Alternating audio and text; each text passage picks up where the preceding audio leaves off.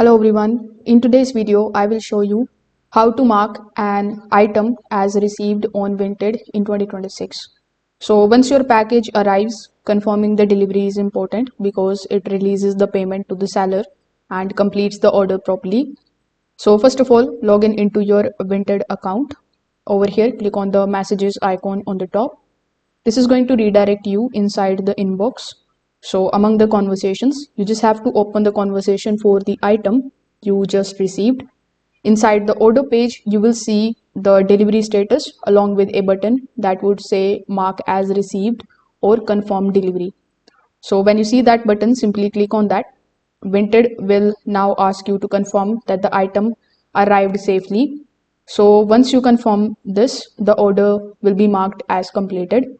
After this, the seller's payment will be released automatically, and you will usually be asked to leave a feedback about your experience. So this is going to help other users and keeps the marketplace trustworthy. So if this video helped you out, make sure that you like this video and subscribe to the channel. Thanks for watching.